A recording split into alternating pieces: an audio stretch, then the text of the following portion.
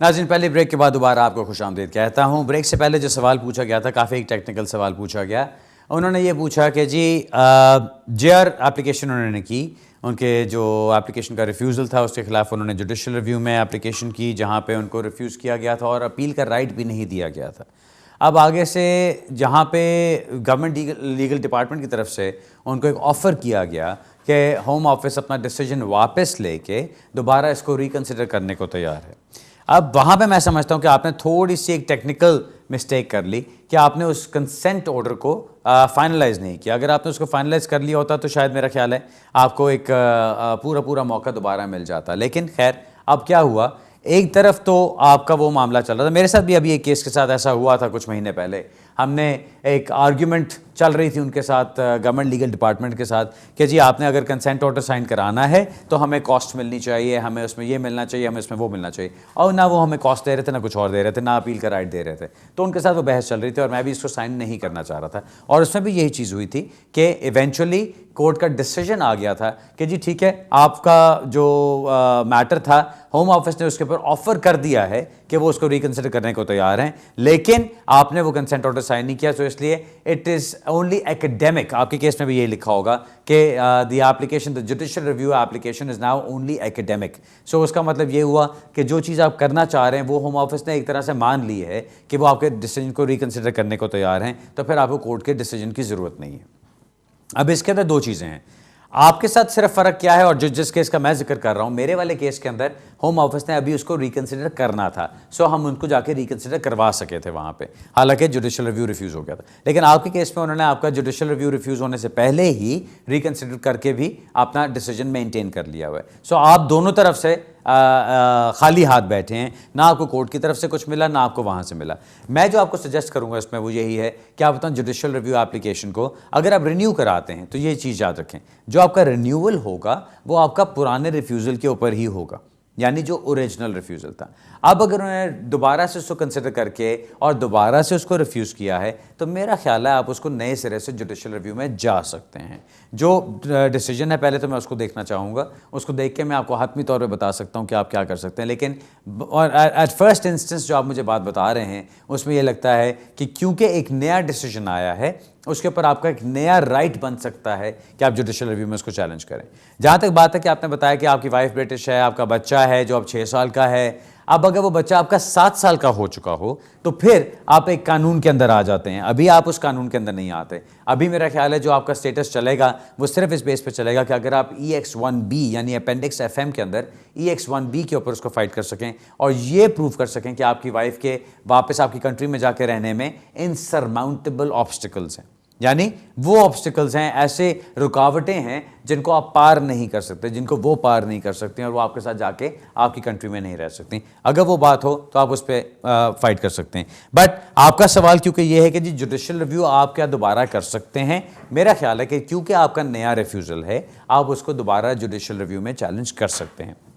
अब बाकी सुनने वालों के लिए यहाँ पे एक चीज़ और मेंशन करता चलूँ, जब आपको कंसेंट ऑर्डर साइन करने का मौका मिले उसमें देर ना लगाइए, क्योंकि मैं भी एक केस में करके देख चुका हूँ जब हम बहुत ज़्यादा लंबा टाइम आर्ग्यू कर रहे होते हैं, गवर्नमेंट लीगल डिपार्टमेंट के साथ लंबी लेंथी नेगोशिएशंस चल रही होती हैं, तो वहाँ पे अक्सर आप एक चीज़ को मिस कर जाते हैं और वो ये है कि जितनी देर आपकी नेगोशिएशंस चल रही हैं आपकी जुडिशियल रिव्यू एप्लीकेशन जज के पास पहुँच सकती है। और जब वो पहुंच जाती है और अगर उस वक्त तक जज अपना डिफेंस उठा के देखता है जो GLD की तरफ से आया है जिसमें लिखा है कि हम इसको रिकन्सिडर करने को तैयार हैं, तो फिर जज ये फैसला कर सकता है कि मैं केस के मेरिट्स को नहीं देखूंगा क्योंकि this judicial review application is only academic now. उसमें फिर ये होता है कि आपको दोबारा अपना खर्चा करना पड़ता है जुडिशियल रिव्यू के लिए। सो अब मैं आपको जो सजेस्ट यहाँ पे करूँगा वो यही है कि आपका एक नया रिफ्यूज़ल लेटर है, आप उसको जुडिशियल रिव्यू में चैलेंज कीजिए अगर आप समझते हैं कि आपके ग्राउंड्स बनते हैं। जो सिर्फ आपने मुझे अभी बात बताई, हो सकता है आपने क्योंकि बीच में कहीं इनसरमाउंटेबल ऑब्स्टिकल्स का जिक्र नहीं किया, मेरे नज़दीक वो चीज़ आपके केस में होनी ज़रूरी है। क्योंकि आपका बच्चा चलें 6 साल का हो गया, लेकिन उसका मतलब ये नहीं कि वो आपके साथ नहीं जा सकता, आपकी वाइफ आपके साथ नहीं जा सकती चाहे वो 6 साल का हो चुका हो, क्योंकि अभी वो 7 साल की लिमिट पे नहीं पहुंचा। जहां पे वो 7 साल का टाइम पूरा कर लेता है and he is a British national, वहाँ आपकी पोजीशन ज़्यादा स्ट्रांग बन जाती है, क्योंकि आप उसको EX1A एंड 1B के अंदर आर्ग्यू कर सकते हैं। 1A जहाँ बच्चे के 7 साल गुजर गए और वो ब्रिटिश नेशनल है, एंड 1B जहाँ पे आपकी वाइफ जो ब्रिटिश नेशनल है उनके इनसरमाउंटेबल ऑब्स्टिकल्स हैं कि वो अपनी लाइफ जाके आपकी कंट्रीज में कंटिन्यू करें।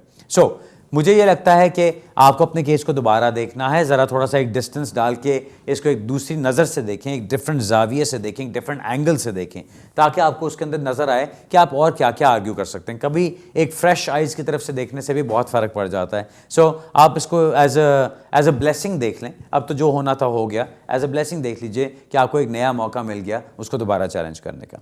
आखिर में बात रह जाती है आपकी कि आप इसको अगर रिन्यू कराते हैं तो क्या होगा। इसको रिन्यू कराने का मतलब है कि आप दोबारा हाई कोर्ट में जाना चाहते हैं, जहां पे आपको 30 मिनट्स का टाइम दिया जाता है, जहां आपके बैरिस्टर ने जाके जज को अग्री करवाना है इस चीज़ पे कि आपको परमिशन मिलनी चाहिए। वो सिर्फ अगर आपका कोई बड़ा टेक्निकल पॉइंट हो तभी वो आमतौर पे होता है। यहाँ पे जो आप मुझे बता रहे हैं, मुझे नहीं लगता कि आपको ओरल हेयरिंग पे जाके कोई इस वक्त फ़ायदा होगा। What I would suggest is कि आप उसको देखें।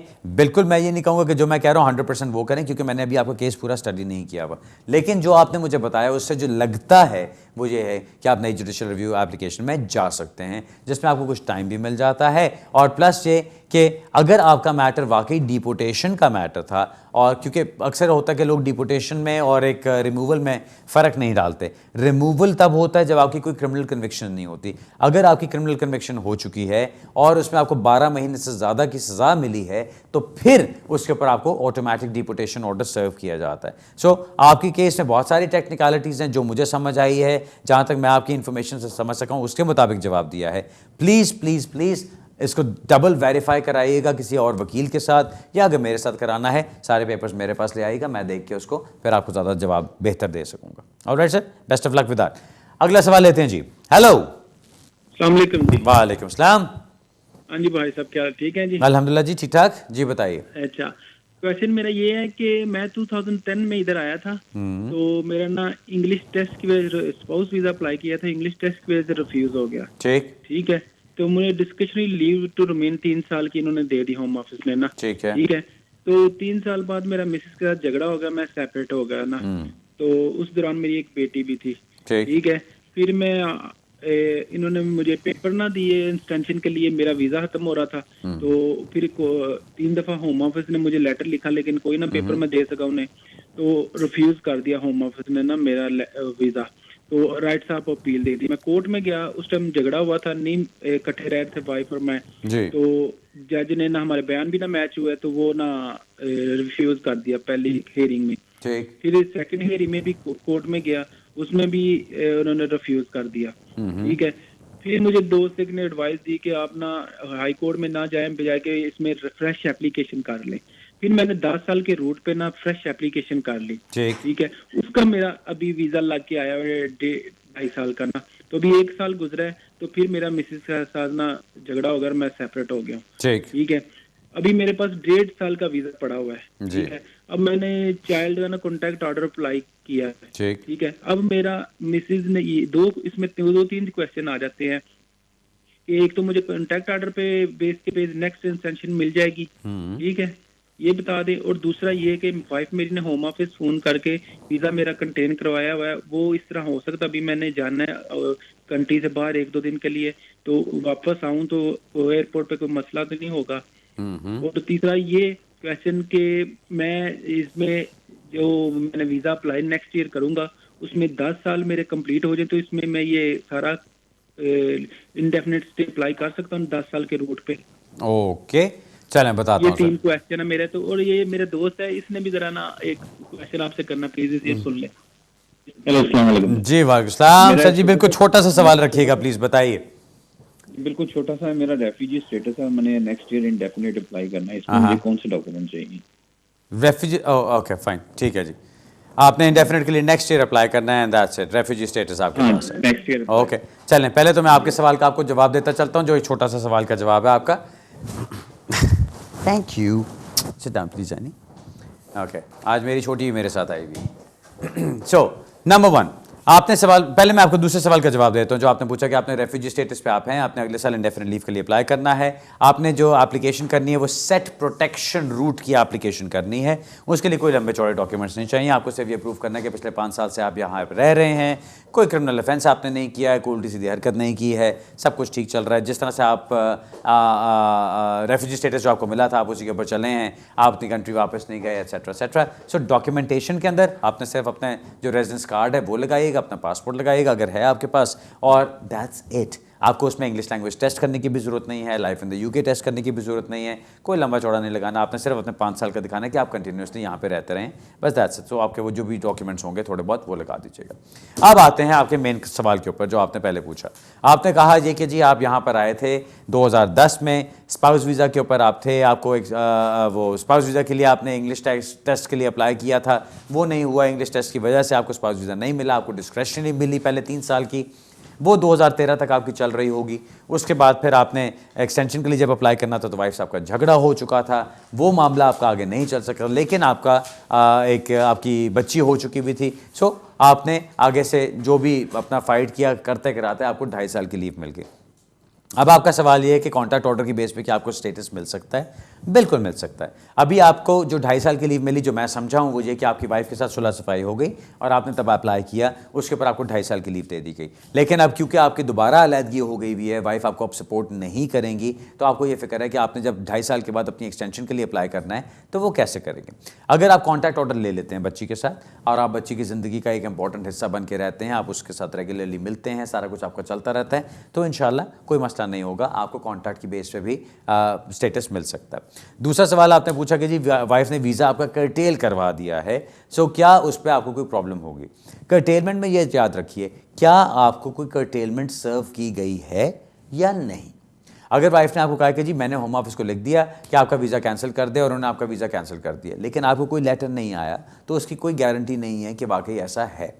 दूसरी सूरत में ये है, अगर आपका इधर या उधर जानने का कोई कंफर्मेशन अभी आपको नहीं मिल सकती, तो फिर एक तो चीज़ आप ये कर सकते हैं कि अपने एमपी से रब्ता कर लीजिए या अपने होम ऑफिस से आप इंफॉर्मेशन मांग लीजिए कि क्या आपका स्टेटस ठीक है, क्या अभी भी कोई मसला तो नहीं है आपका। अगर तो सब कुछ ठीक है तो फैंटास्टिक, अगर सब कुछ ठीक नहीं है तो आपको पहले से पता है कि आपको आगे प्रॉब्लम होगी। दूसरी सूरत में यह है कि आपके पास अपना रेजिडेंस कार्ड है, आपको कोई नोटिस नहीं आया, कोई कर्टेलमेंट आपको सर्व नहीं की गई, तो अब अगर आप ट्रैवल करना चाहते हो तो आप कीजिए। अब आप जब जा रहे हैं तो फिर तो आपको कोई तकलीफ नहीं होगी, कोई प्रॉब्लम नहीं होगी। जब आप वापस आते हैं तो हो सकता है इमिग्रेशन ऑफिसर आपको रोक ले वहाँ पे, क्योंकि उसके सिस्टम पे फिर कुछ नज़र आ रहा होगा कि आपको वाइफ के साथ स्टेटस मिला यहाँ पे 2.5 साल का, और अब वाइफ आपके केस को सपोर्ट करने को तैयार नहीं है। Now if that is the situation, तो फिर आप वहाँ पे दिखा सकते हैं कि भाई ये जो सब कुछ चलता आ रहा है ये हमारी हिस्ट्री है, पहले भी ऐसे हुआ, फिर ऐसे हुआ, फिर हम इकट्ठे हो गए, फिर मुझे उसके बेस पे स्टेटस मिल गया, अब मेरी बच्ची है, बच्ची के साथ मेरा कॉन्टैक्ट चल रहा है, कॉन्टैक्ट ऑर्डर के अगर आपको मिल चुका है ऑर्डर तो वो ऑर्डर साथ रखिएगा। अगर ऑर्डर नहीं मिला और आपकी प्रोसीडिंग्स चल रही हैं, उन प्रोसीडिंग्स के पेपर्स अपने साथ रखिएगा, ताकि आप वहाँ पे ये दिखा सकें कि जी मेरे पास ये प्रोसीडिंग्स अभी चल रही हैं और देयर इज़ एवरी चांस कि मुझे अपनी बच्ची के साथ कॉन्टैक्ट मिल जाएगा, जिसकी बेस पे मैं यहाँ पे अपनी एक्सटेंशन अप्लाई कर सकता हूँ। वेरी इंपॉर्टेंट, आप इसको इस तरह से समझ के चलिए कि जब आप एंट्री क्लियरेंस जब आप इमिग्रेशन ऑफिसर के पास पहुंचते हैं एयरपोर्ट पे, जब आप वापस आ रहे हैं बाहर से ट्रैवल करने के बाद, वहाँ पे अगर आप उसको प्रूव कर सकते हैं कि आपके अभी भी ग्राउंड्स बनते हैं यहाँ रहने के, चाहे आपकी वाइफ ने उनको लेटर लिख दिया हो, लेकिन अगर आपको कर्टेलमेंट नोटिस सर्व नहीं किया गया तो आपको दोबारा एंट्री मिल सकती है और आप उसकी बेस पे फाइट कर सकते हैं। कर्टेलमेंट का मतलब ये होता है कि उन्होंने आपका वीज़ा कैंसिल करके आपको बता दिया कि जी अगले 60 दिन के अंदर आपका वीज़ा कैंसिल हो जाएगा, या हमने विद इमीडिएट इफेक्ट इसको कैंसिल कर दिए। जो कुछ भी होता है वो आपको नोटिस सर्व ज़रूर होना चाहिए, अगर आपको वो सर्व नहीं हुआ तो उसकी वैलिडिटी नहीं होती। ठीक है जी।